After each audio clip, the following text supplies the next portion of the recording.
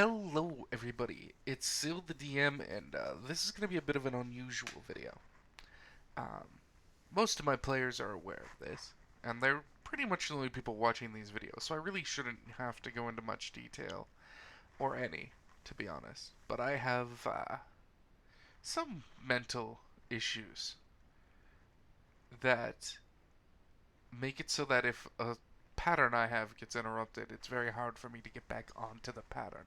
It's part of the reason why I run pretty strict time slots for my D&D sessions, is that makes it very easy for me to get into the pattern of running it, and I can get very consistent with how I prep for it.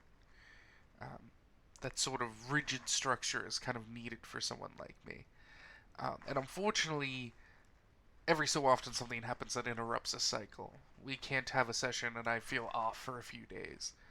Or I have friends over on the weekend for a big event and I'm not able to record my session recaps on Saturday or Sunday like I normally would because I have guests and I don't want to wake them, or they're up and making noise and it would just be rude for me to sit here and talk to myself for an hour while they sit around me. Um, and when something like that interrupts my pattern, it gets very hard for me to get back on track. It's the same with brushing my teeth, having a shower, eating meals. If I go a day where I don't eat a breakfast, I might go 5 days where I don't eat a breakfast because I just got out of the habit of doing it. Um, and so this video is me trying to force myself back onto track, to catch everything up all at once in this massive a video. Um, so, my apologies. This is going to be a very brief recap of all four of my sessions. Up until current, loosely, I can't promise to remember every detail perfectly, and I won't be going into very much detail. This is very much just trying to trick my brain into getting back into the recording feel. Just like how I haven't streamed in months when I used to stream every day when I was becoming a Twitch affiliate.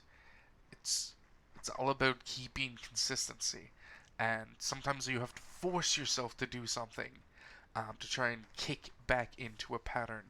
And this might be the shittiest way to do that instead of, actually doing session recaps. But it's to the point where I'm so far behind in them, about 2 sessions each game at this point, that trying to film 2 individual session videos for each one, creating different PowerPoints for each one that I use for the background of these recordings, and it begins to overwhelm with how many little things I need to do to make that happen where I'm doing it all on my own. Um, so we're gonna dive right in with the Sands of Calimare recap. Um, Roughly where we left off, the party was getting to know Nixandra a little bit better. Um, and after this, the party went on a bit of a journey. They went to visit the tower again and met with Freya and spoke for a little while and did a little training and reading. Um, Interacted with Wes, the new player in the campaign, the Furbolg Wes. Um, and overall, we sort of entered into a period of downtime. Riok spent time speaking with his family, um, explaining to them what had happened, apologizing for leaving the way they did, and trying to mend bridges. Nixandra spent time studying the Ash Hammer, her pact weapon, learning not too much in detail, but picking up on little pieces of information, um,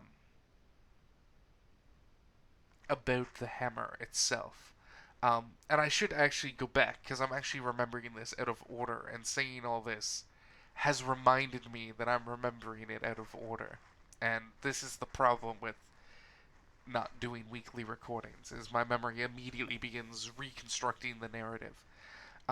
Before any of those things happened, um, the party noticed as they returned from the tower, because they did go to the tower as a group, um, and Blair saw uh, Luther by the bridge.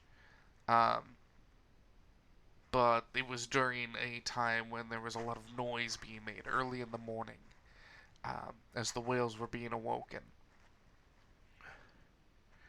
And after spending some time in the tower, learning more about uh, the world, Nixandra had her moment of, oh, the one continent is now many continents, and I might be the only blood elf left alive. That's deep, yo. Um, the party returned to the town, a little distraught and a little weakened emotionally, maybe, and decided to eat some food. And it was around this time, as they were finishing their food, that they noticed that Blair was missing. Um, and they discovered that it looked like Blair had wandered into a nearby alley and seemed to have disappeared down a sewer.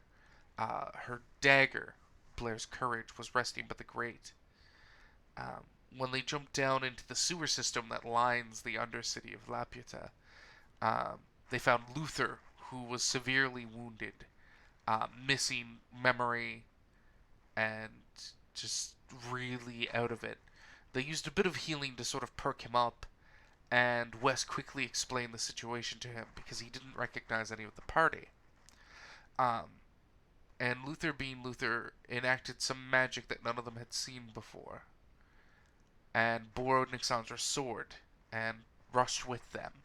Um, Once he was aware that he was good enough to fight and that there was someone else, a civilian, being held by this monster, he blindly ran forward.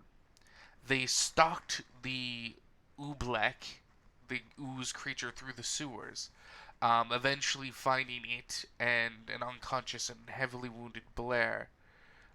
They engaged it in combat, um, as it mind controlled repeatedly Moors, using him to deal some pretty heavy damage to Nixandra, um, and also with its legendary actions taking down Aesir. Um, but with the combined work of everybody together, they were able to make pretty short work of it. Um, Even with the slight amount of damage it managed to do to the party and the inconvenience of the mind control, it's still just one creature surrounded by a party of like level 5 characters. Uh, it didn't stand a chance, really. Uh, Maybe if it had not lost its concentration so frequently, um, but surrounded with all these players and with an added NPC um, of Luther, who wasn't really amazing. It was the biggest part with him was that he had his action surges to really sort of abuse the action economy. Um, but Luther, in the condition he was in, wasn't that strong. He didn't have any of his gear. He wasn't in any position to really fight the thing on his own. Um, if anything, he was just sort of like a comfortable meat shield, basically an amount of temporary hit points. Um, he managed to do a fair bit of damage, but honestly, if the party had found a way to consistently interrupt Moore's getting mind controlled, and the creature was like out of that spell by the end of the fight, Moore's probably would have been dealing about as much damage as Luther, as soon as he got into range of the creature. But they killed it, and Luther's memories came back, and he realized that he had lost to the creature, that it had ambushed him with its psionics, and it had created a clone of him to lure Blair away from the party. Fascinated by her. Um, the party got out of the sewer. They did a little looting, found some gems and a sword that had a swan on the hilt, uh, which would later be identified to be a pretty powerful item called the Swan Song. Um, in its current form, it has 6 charges, and you're able to use those charges to perform particular effects, either dealing thunder damage or sonic damage in different editions on hit, to cast a Thunder Wave for 2 charges.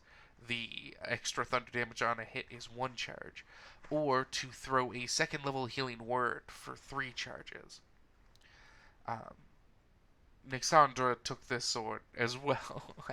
At this point, having a collection of magical weapons. Um, and it was at this point we entered into the downtime. Ryok spent time with their family, telling them what had happened.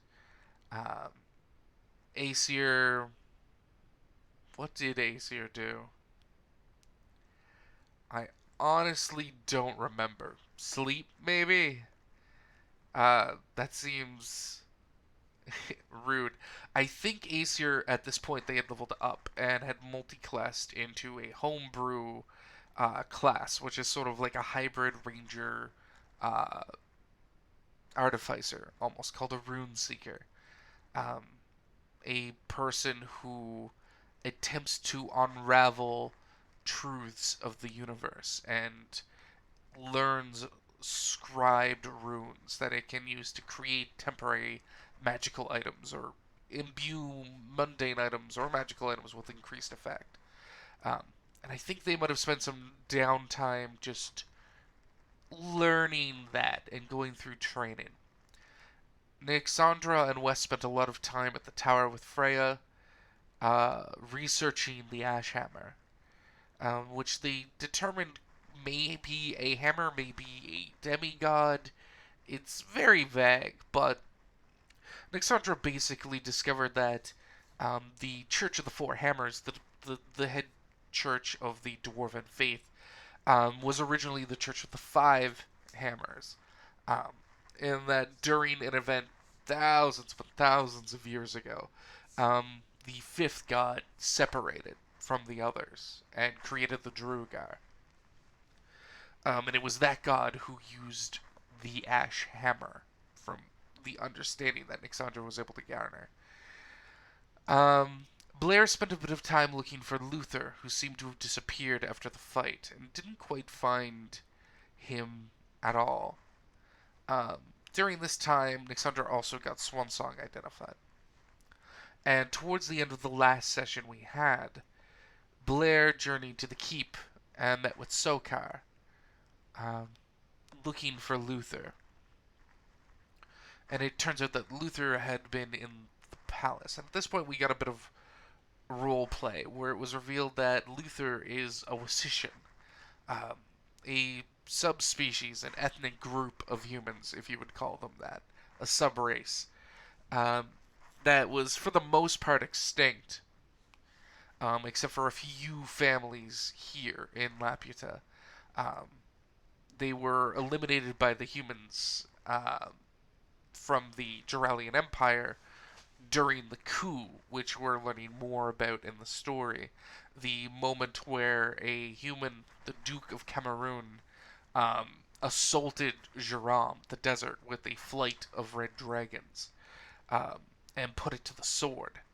Um, and part of just severely reducing the AVX numbers and enslaving the AVX and the dwarves and the people of the desert, they also genocidally wiped out these humans who they considered savage and monstrous. Um, and it was revealed that they thought this because of their rather Spartan habits towards magic. A unique type of sealing magic that they would use on their own bodies. Think of it like, I believe the analogy I use is gravity training in Dragon Ball Z. The way it works in theory is that by increasing the weight of gravity on yourself, when you finally are able to muscle through it, it means that when the gravity becomes normal, you'll be much stronger.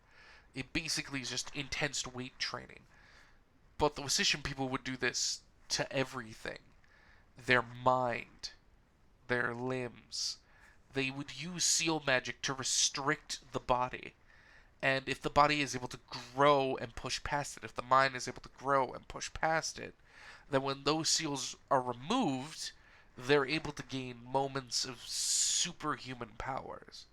Um, it's not really something that exists in the world anymore. There probably are only a dozen people left who would even know how to use these runes, let alone wear them. Um, and Luther is one of those people.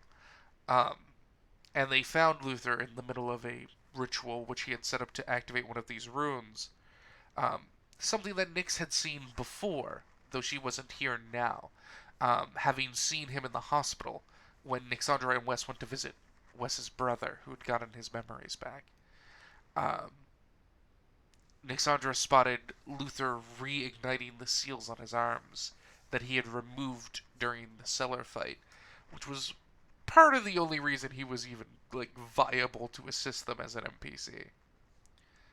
Because if he hadn't done that, he would probably be dead if he had gone with them. Um, and he felt a great deal of blame and guilt about his situation with Blair. That he had been weak, he had failed, and he had been used to endanger someone he cared about. Um, so he activated harsher seals on himself as a form of training, in particular on his mind, to build a psionic resistance, um, to ensure that if he ever gets attacked like that again, he'd be able to handle it. Uh, but it sort of, at the moment, leaves him in a vegetative state, and he could fail and always be that way if he doesn't manage to succeed, or someone of an equal power needs to dispel the magic, which they have access to. And that was where we ended the session. And we're basically caught up in Sands of Calimare now.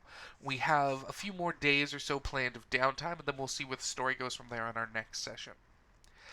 Diving directly from Calimare into the city, let's fall back 2,300 years to the time of the Shattering.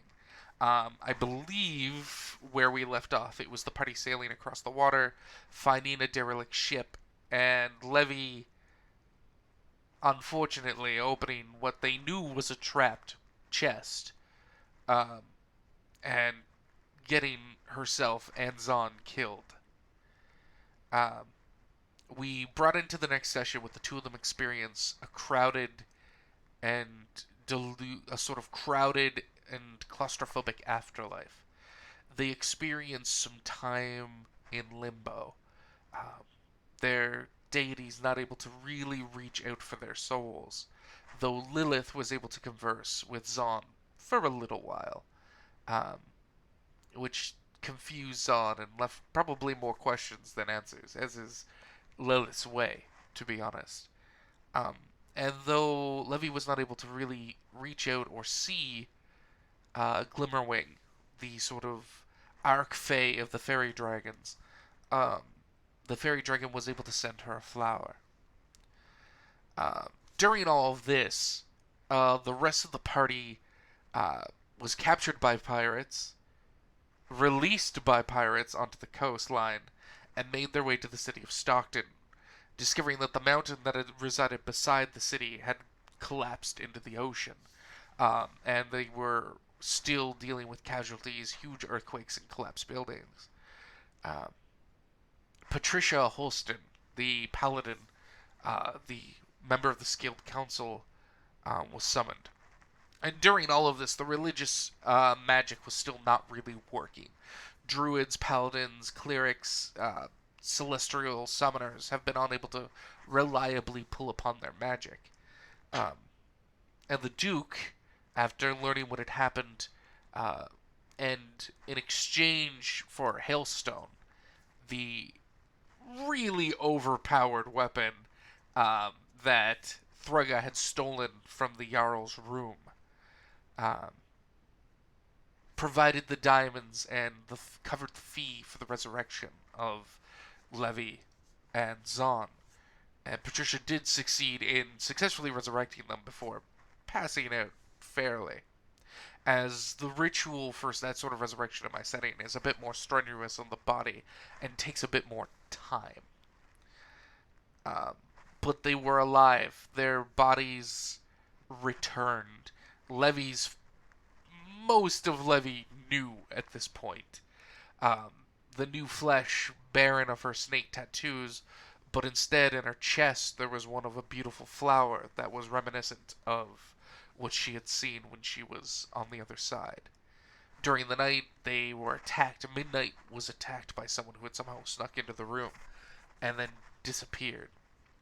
The party then spent several days worth of downtime in the city, during which they rescued a woman from a collapsed building, the one who was making a winter wolf hide set of clothing for Siren.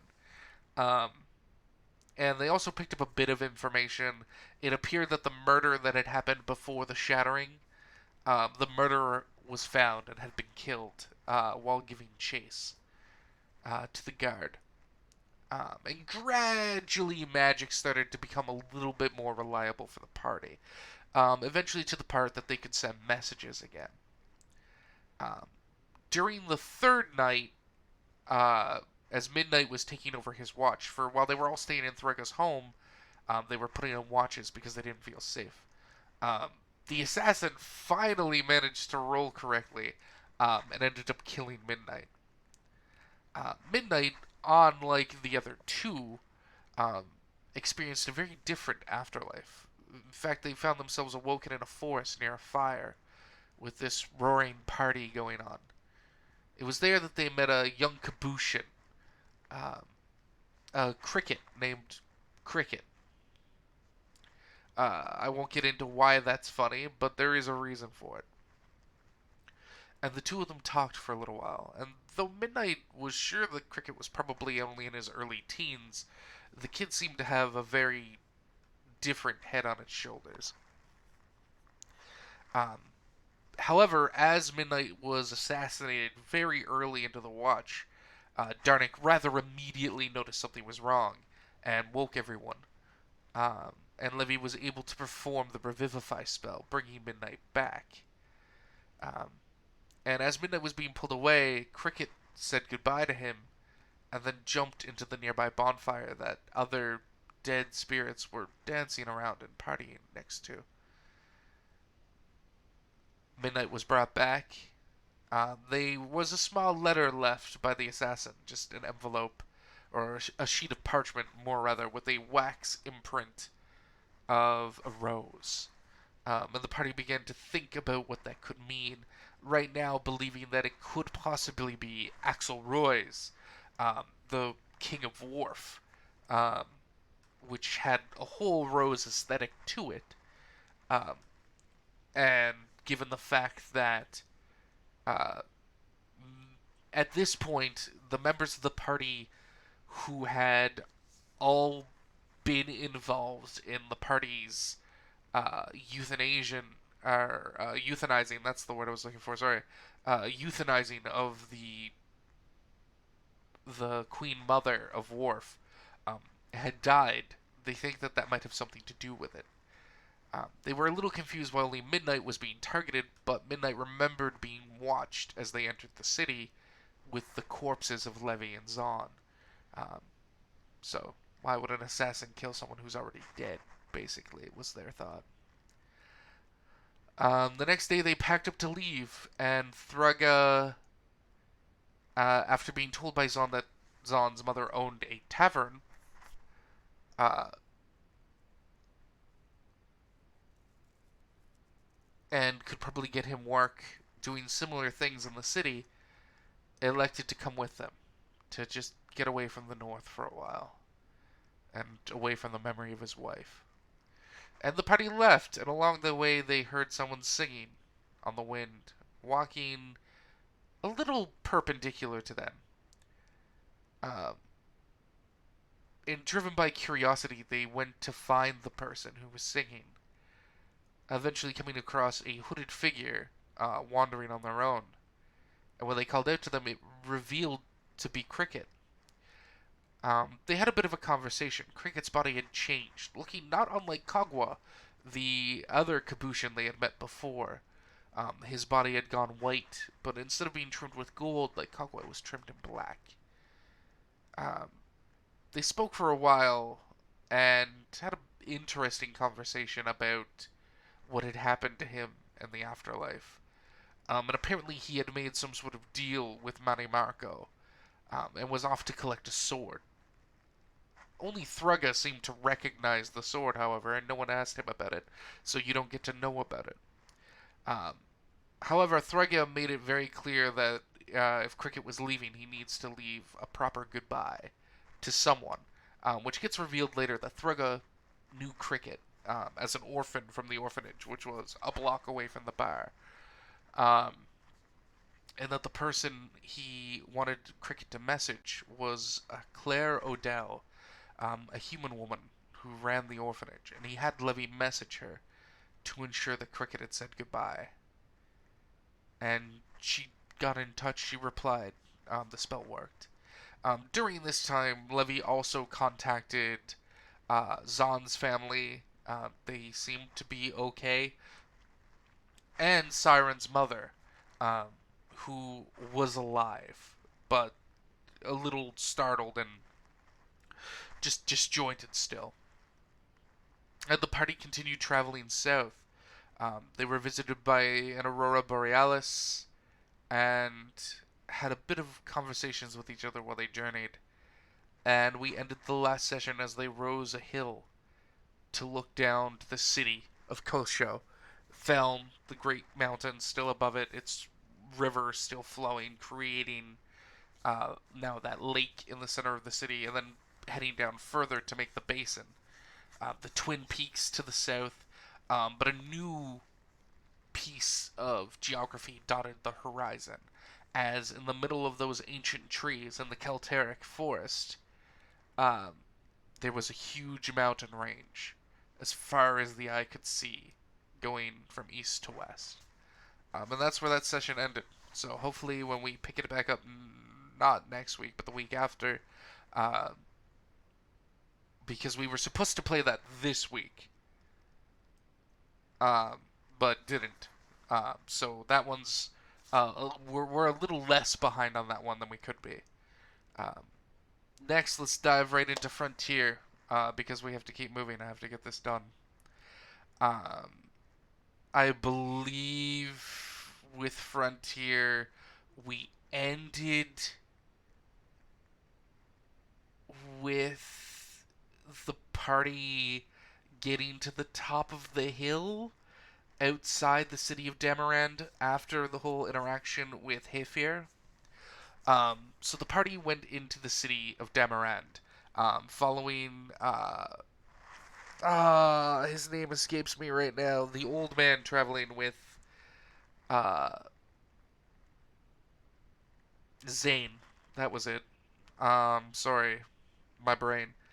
Um, who put them up for the night at a place called Barramunds, which is this raucous bar full of excitement and laughter and singing, run by Barramund and his family, his son and his daughter, at least, from what the party has gathered.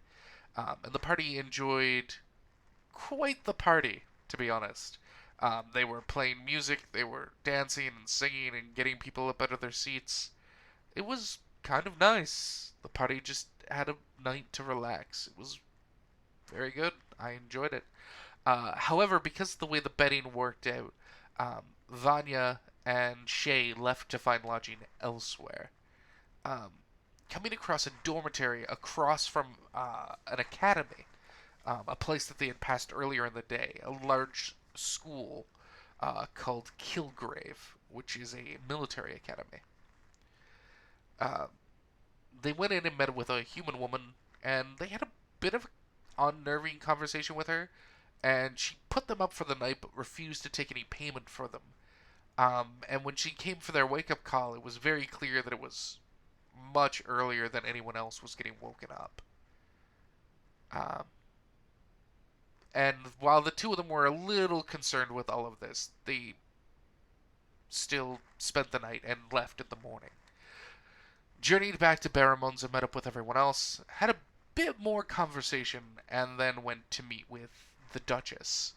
They arrived at the Steel Tower, spent a little bit of time conversing with the secretary, before being sent up on a magical lift to the higher levels.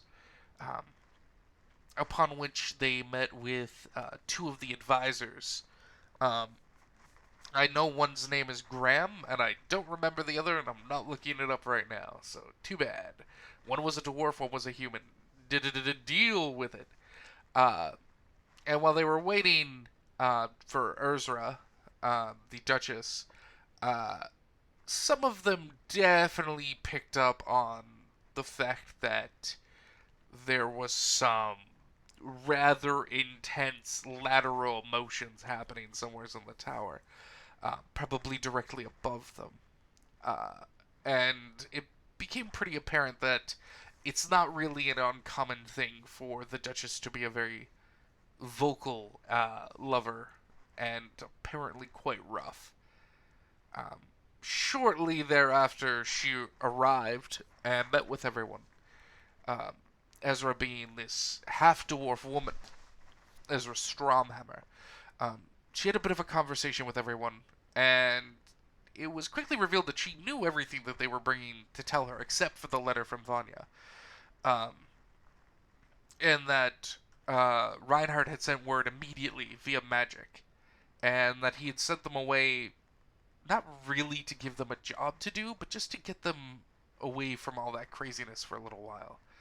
Um, because Reinhardt just really cares about his subjects and realized that what had happened probably put a lot of stress on them.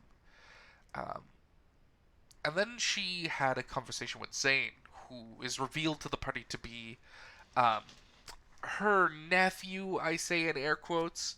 Um, Zane refers to Ezra as their aunt, and she refers to Zane as their nephew. Um, though there is no blood relation between the Dark Elf and the Half Dwarf, um, it's revealed that uh, one of Zane's adopted fathers was a close relative of the Duchess. And she seemed to be aware of something that Zane wanted to do that she felt was very dangerous. And she was trying to offer Zane enticing options to stay with her and stay safe. But Zane seemed pretty adamant about going. After which she invited them to try and enjoy the city for a little while before they head back, and wrote a return letter for Vanya. And though Vanya really wanted to get that letter back for Reinhardt, um, she also wanted to sort of just enjoy and explore the city a little bit. And so as they were leaving, they were heading back and decided that the day was still young.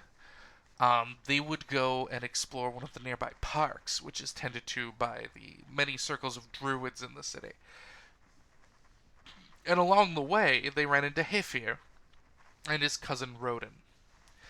Um, they learned that Rodin, this hobgoblin cousin of Hefir, uh, is a uh, officer in training, a general in training at Kilgrave Academy. He's in the upper echelon of their ranks of students, and has been here for years. It's implied probably more than a decade. Um, Specifically on a sponsorship or a scholarship from the Stromhammer family. So when he found out that they had something to do with the Duchess, he became very interested in the party. Um, they expressed their desire to eat, um, and just sort of enjoy themselves. Um, and he offered to lead them to his favorite vegetarian place, which immediately got half of the party extremely excited.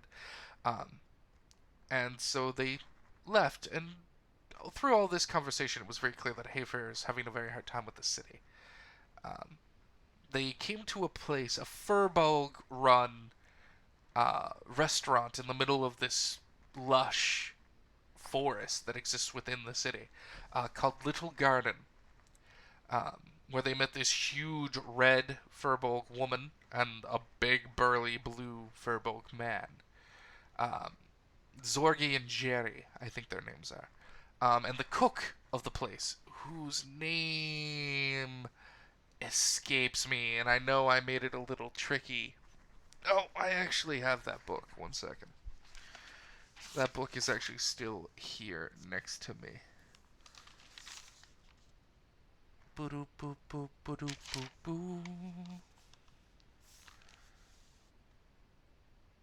Darsgwyn, that's it.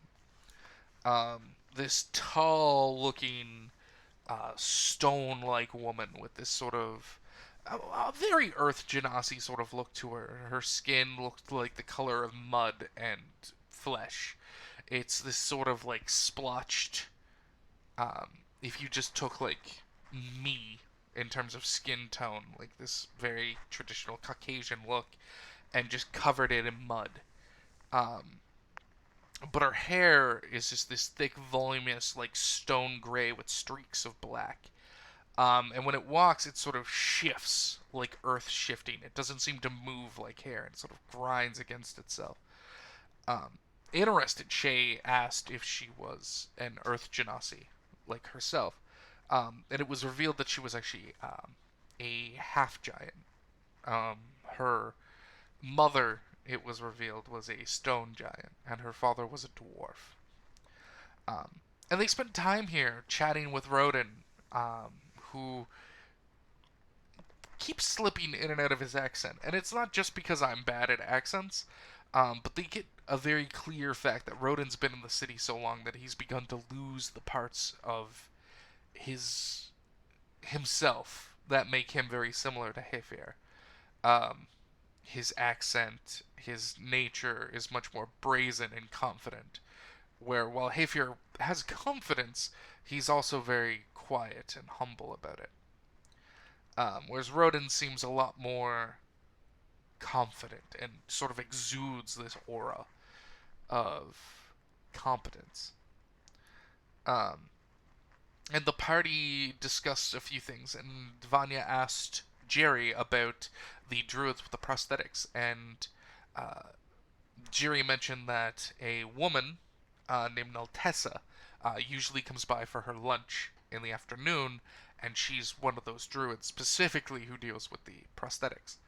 Um, Hearing that Naltessa would be arriving, though, Rodin excused himself um, and left. And during this time, they had picked up a bit of rumors that something was going wrong at Little Garden. And the party, sort of driven by Emerald, asked if they could investigate. Apparently, some food in their underground stores were getting pillaged, which doesn't make sense, since it seems that they just offer things in the garden for free to anyone. They don't want anyone in their city to go hungry, so they won't cook the food for you or prepare it. That's what the restaurant does. But if you just want food from the garden, as long as you don't take so much that there's not left for anyone else, they don't mind just giving food away. Um, so people normally wouldn't steal food from their stores. They would just take what they need from the garden or ask for what they need from the garden. So the party went to investigate it into this large, massive basement where they foster their mushrooms and where they pull down root vegetables from the garden above, and where they have a huge store of preserves. Um, and it was in here that they ended up spotting some spiders. And when Vanya described the spider, Hefir seemed to get very unnerved and drew his blade, explaining that he had seen two spiders that looked exactly like that. Realizing that they had been made, the spiders lashed out at the party, changing their shape into a pair of, or a quadra of imps. The party easily dispatched of the imps. I think only Hefir got seriously hurt because he ended up getting jumped by two of them at once just because of bad positioning. Um, when everything went down, which kind of sucked because he went from like full health to like nearly unconscious real quick because he failed one of his con saves. But the party dispatched the imps, which took a little bit longer than it probably needed because they were doing some invisible tricksy stuff, um, and went back upstairs and told everyone what had happened. Um, the Furbolg, Jerry, and the half dwarf, the half giant, were both extremely shocked and just glad that everyone was okay. Um, and the party spent a bit of its healing, and they sat down and requested some more food. And it was at this time that Rodin burst back in, having made his way to the academy. He had learned from a representative from UAM, the University of Arcane Might, that one of their instructors had summoned a Vrock, and due to a bit of panic caused by a student at the Fiend's arrival, um, the Fiend had used the moment to unleash some summoned demons or devils, um, imps. In addition to some, I think they're called Lemire's. I'm not sure. That wasn't really involved in the party, um, and that they were out on loose on the wild, and he had heard about what was happening here, and he was concerned that that might have something to do with it. But of course, he showed up too late. Um, the party explained that they had dealt with the imps. He gave Amaro a bit of a kiss on the shoulder to heal the little scratch the imp left on it before it broke. It broke. It got banished, and went to leave to go report this. And Meryl wanting to tag along, curious by the military academy. And it was at this moment that Noltessa arrived. And a very awkward moment ensued between the two of them before Roden and Ameryl skedoodled. Um, they went to Kilgrave, where they met with um, the representative from the University of Arcane Might, as well as one of Roden's instructors, a large human-like man named Volten. Um, when Instructor Volten was done being uh, briefed on what had happened, he seemed to have taken an interest in Ameryl's party, offering them not a guaranteed access to the school, but if any of them were interested in applying, he would be more than willing to sit in on their interview and potentially sponsor them, which is pretty good if you're trying to get into that military academy, to have one of their upstanding, highest ranked officers, their instructor, their teacher, speaking on your behalf. At that point, though, he also gave Roden the day off, and the pair of them quickly skedoodled. Amaro asked Roden a little bit about his relationship with Noltessa, and he just said that there was. He said that she would probably say they're friends. And during this time, the rest of the party was meeting Noltessa, who had discovered what had happened here and was extremely relieved that the party had helped. Um, and as Jiri, Zolgi, and Darsgard, or Darsgwin, sorry, are her close friends, um, and offered to help the party any way they could. It was this point that Vanya brought up the prosthetic. Um, they spoke for a little while, and though Noltessa gave them a discounted price, it was still a little too expensive. Um, However, she offered to do it for free if they could bring the materials with them, or even some of the materials and enough money to compensate for the rest. So they journeyed with Noltessa to her home to go over the ritual in its entirety to find out what she would need. Um, and while this was happening, Zane did a little snooping and found a large portrait which had Noltessa, the two furbolgs, the half dwarf, a few other people, and Roden on it in Noltessa's home. And Roden sort of had his arm around Noltessa, and the two of them were in the painting very much a couple. Um, Upon reading over the book, she discovered and brought to them that it would require an emerald worth about 500 gold, a sprig of ice petal, which Hefir, who's traveling with them because he did not want to be alone in the foreign city, explained grows on the mountain where he's from. Um, as well as the claw of an Umber Hulk. Uh, and should they ever find enough money or some of the material components and had enough money to compensate the druidic circle for the rest, if they would come back and ask for Noltessa, they would find her. At that point, she went back to work, and as the party was leaving, we ended the session. And that's where we are for Frontier. Ixalan now, real fast, lightning round. Um, the crew set out. It had been discovered or revealed to the crew by the captain that one of Delorga, their admiral's ships, the Gilded Harpy, had been attacked and potentially captured by one of Vance Joy's crews, Rudolph's Rampagers, um, and that Delorga's ship, the Gilded Harpy, was coming back laden with gold. Um, and so they were sailing out to Vance's island to attempt to figure out what had happened and see if they could steal back as much as they could. Um, they sailed for a bit, had a bit of roleplay, a little bit more interactions with the book that they'd been reading, and then there was a bit of a party split. Alani and Shura swam to the island in secret um, to do some reconnaissance. They camped out in the forest, had some lobster that Shura had caught on their swim, and during the night, found an ancient shrine to Sitara, Alani's goddess. And inside, they discovered this beautiful mural laden with gemstones, and an image of Sitara half clung to a cliff with her spear and her net in her hands, as these black tentacles seemed to pull off her face. And that was represented by this black obsidian mask, which has sort of become a point of importance to Alani. And in the center of the room was the same net, or at least a replica of it, that was seen in the mural.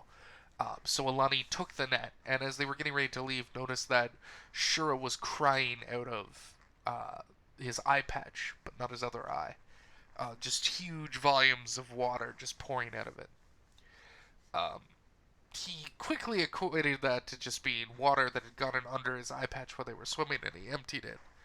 Uh, but Alani pushed the issue and asked if there was an eye there.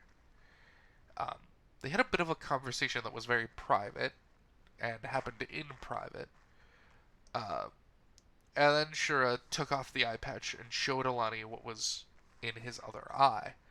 And when he opened it, it was almost like this swirling whirlpool of water. And in the center of it was this abalone-like shell in the shape of a shark's tooth. Um, Alani seemed concerned that that might be dangerous, but Ashura seemed pretty confident that it was fine. The next day, Shura infiltrated the island under the disguise using his mask of many faces, um, and garnered a bit of information about where the ship was, returning in the form of a woman looking completely different, um, and finding Alani, who had been sort of wandering uh, throughout most of the early morning. They had sent word back to the captain that the ship they were looking for was fostered in a lagoon on the opposite side of the isle, because Vance was extremely furious at Rudolph for sinking, for scuttling the Gilded Harpy. So, and instead of having a bargaining chip or a free ship to their fleet, they just have a lot of money and no real way to handle transporting it easily because the ship that was already carrying it was sunk. Um, so Alani and Shura ran across the island and got into a position above the lagoon, um, where they could hope to properly infiltrate the Ravager. As the ship got into position, Hodwin set up the cannons with the goblins and helping with famine, while Osaha helped with the rigging above, using his large merfolk stature and nimble reflexes to reach and grab at things that were slipping just out of reach of ordinary heighted humans. Um, and then the action kind of happened all at once. Shura and Alani infiltrated the ship, um, dispatched with 3 crew members very quietly, and rigged it to a sort of gunpowder chain that Shura had in the bag of holding the captain had gave him, leading to the stores of gunpowder on the Ravager's gunnery already, um, and down to the treasure room where they quickly found huge quantities of gold just laden with loot. And they literally spent almost an hour shoveling gold into the bag of holding till it was filled. Um, and then it was at this time that the Vaga de Ora returned and began firing its cannons. Um, blasting the harbor in this massive drive-by attack, basically. Shura and Alani managed to get out. Alani took a rather sharp cut to the back as the changing the guard was just coming down as the Vaga de Oro arose and was beginning to blast cannons into the harbor. Um, as the Ravager wasn't the only ship there were also structures like a small harbor village sort of built on the lagoon. Um, Shura and Alani managed to get out of the ship and start swimming away in time for their little gunpowder trap to go off in this huge explosion that actually ripped the ship in half. And it almost really hurt Shura. He ended up getting stunned for a round, and Alani pulled him along before he ended up getting dragged back by the vacuum created by the sinking ship. And his senses came back, and the two of them kept swimming, making it thanks to, a little bit to Shura understanding how the ship was going to move into the line of the Vaga de Oro so that they could cling to the side of it and climb their way up into Shura's room, which the pair of them managed to do while the ship was still engaged in combat. Um, and then the ship sailed on, sort of entering the lagoon on one part and leaving on the other, um, devastating the harbor in the process. Um, Hadouin had a bit of fun shooting the cannons, and Famine managed to make some mistakes and tried not to embarrass herself too much. And Osa proved to be extremely valuable at aiding with the rigging, not just for making such an extremely tight maneuver work, but also by offering inspiration and enhanced ability spells to the crew. Uh, and as they were sailing away, Shura and Alani made themselves known that they had returned to the ship victorious, laden with loot. And the two of them, for the most part, pretty quickly just passed the fuck out. Um, and then we had a bit of the rest of the day role played. Basically, a bit of conversation with Alani happened and everyone else. Um, Alani had the net identified, um, which was basically just a net that could be thrown, and if it wrapped around a target, Alani could activate it once per day to activate a hold monster spell, DC 15. And they did a test with this on Osaha, and it worked. It was a bit uncomfortable for Osaha, but it worked. Um, yeah. Sure, I spent most of that time asleep. As did Alani. And then that night, there was a bit of a party as the crew celebrated a successful raid.